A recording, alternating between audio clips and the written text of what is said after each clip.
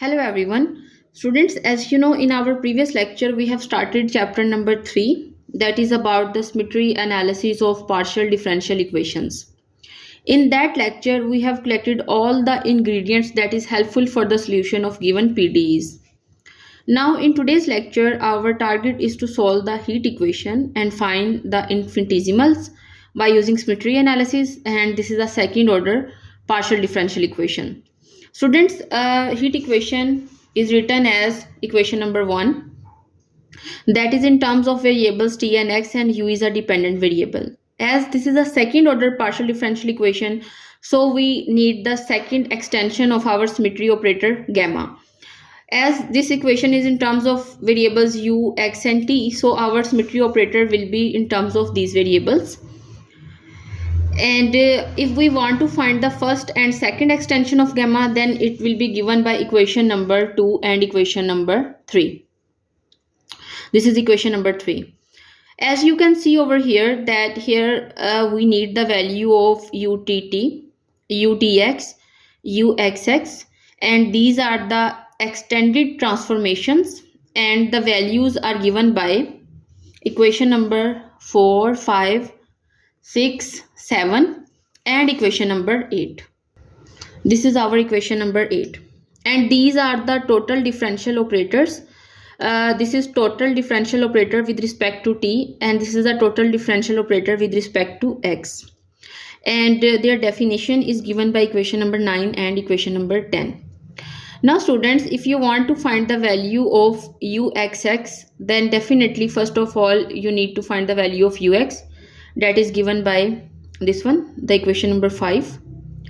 Now if we want to find 8, so first of all we need to take the total differential with respect to x of this equation.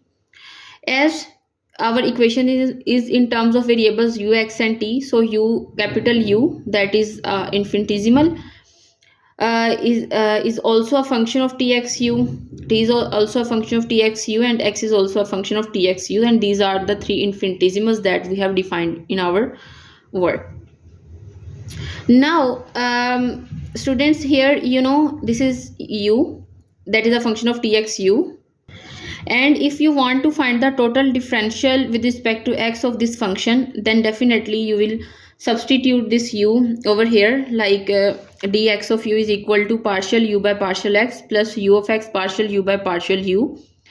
So partial you can also write it as like u of x, because it is simply the partial u by partial x plus ux as it is, and partial u by partial u can be written as this one, minus ut as it is.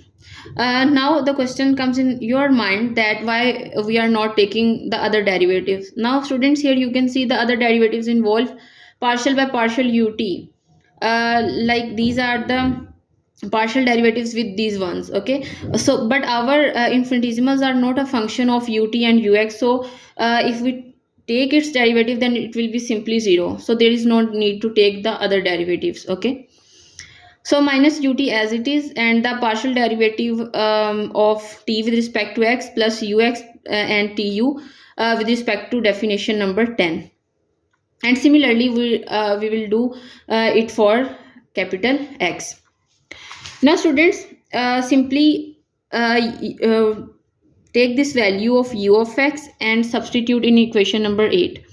So here you can see, here we have dx as it is, capital ux here, so I have substituted its value that we have found earlier, bracket close, minus utx as it is, dx of t, like total differential of t, that is equal to this one, minus uxx as it is, and total differential operator of capital X, that is given by this one. Now students, if we separate this total differential operator on each and every term inside this bracket, then it will become equal to this one. Now students, we will expand each term involving dx in equation number 11 one by one. For example, first of all we will expand this one, like dx ux. We know earlier the definition of dx and apply it on ux, then it will become equal to equation number 12. Here if we again take the partial derivative of ux with respect to x, then it will become equal to uxx, and similar for the rest. Now similarly we can take the total differential operator of ux uu, that is equal to this one. Here I have applied the product rule, like first term as it is, the total differential operator of the second term, that is according to the definition of dx is equal to this one, plus second function as it is and the derivative of the first one. Okay, so that is equal to this one. If we use the definition of the total differential operator that is given by this equation, because here we have u of x, so we will take partial derivative with respect to u of x, so we are left with the uxx. Similarly we will find the total differential operator of this term, that is dx of this one. Okay, we will separate our total differential operator on each and every term, like on the first term plus on the second term. Okay, and then here we again apply the product rule and separate it, and similarly we will apply the product rule over here. Means here we will do it as like we will take two terms as it is, the total differential operator of the third one, and then the other two as it is, the total differential operator first one, and first and last as it is, and the total differential operator of the middle one. So in this way when we simplify it, then we will get equation number 14, and similarly we will get equation number 15. Now we will use all these equations in equation number 11, like in this one, so we will get this equation. Now students, here you can see I have represented like I have put different symbols on the terms, because here we want to take the coefficients of ux, like we want to separate the coefficients of ux, ut, uxt, uxx and the rest. So if we collect the the coefficient of ut, then it will become this one, this is the constant, and then the coefficient of ux is given by this one, and ut ux is equal to minus 2 dxu, and similarly the others, and we get equation number 16. Now students, this is our heat equation that I have written on the very first page. So according to the least invariance condition, that we set gamma 2 of delta at delta is equal to 0, that is equal to 0. So if we want to find delta, so we take all the terms on one side and set it equal to 0, or set it equal to delta over here. So this is equation number 17. So if we want to apply the least invariance condition, then simply we will use like gamma 2 of delta at delta is equal to 0. So gamma 2 of delta is equal to this one. This is the value of gamma 2. So if we just substitute delta here, so we will write delta over here, delta here, delta here and delta here. So we will get this equation by just substituting the value of delta in gamma 2 and set it equal to 0. So students, when we simplify it, then we are left with this simple equation, that is ut minus uxx, that is equal to 0. Because here if we want to take the partial derivative with respect to t, then with respect to t ut and uxx are constant, so this term will become equal to 0. Similarly here there is no involvement of x, even though x is involved in the partial derivative of u, so this term will become equal to 0. Similarly inside there is no u, so the partial derivative with respect to u of ut and uxx is equal to 0.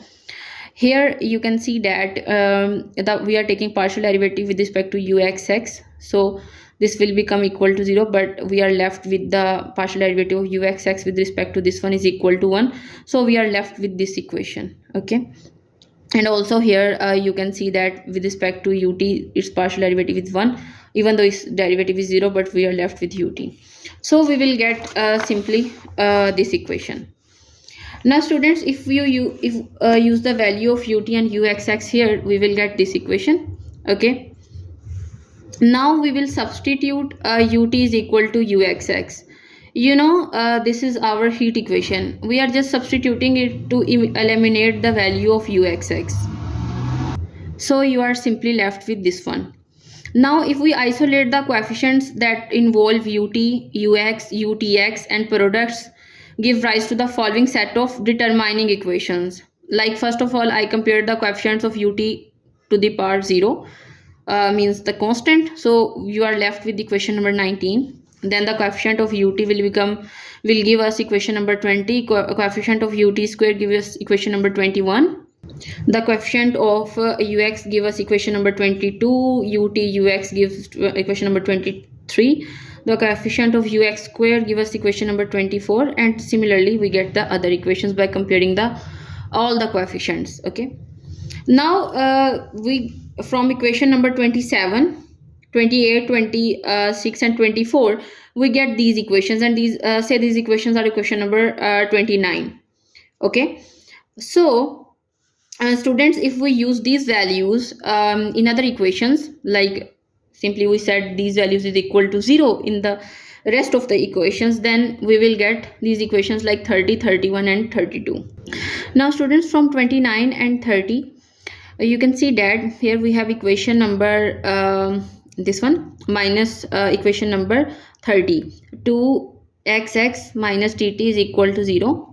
If we simplify it, then we will get xx is equal to 1 by 2 t. Now students, you can see over here that t is actually a function of x, t and u. And when we integrate it, we will get equation number 32. Students, I am ending this lecture till here. In the coming lecture, I will discuss the solution of these equations, these determining equations that we get over here, and all the solution and finding the solution of the infinitesimals I will discuss in the coming lecture. This is all about this lecture. Thank you so much.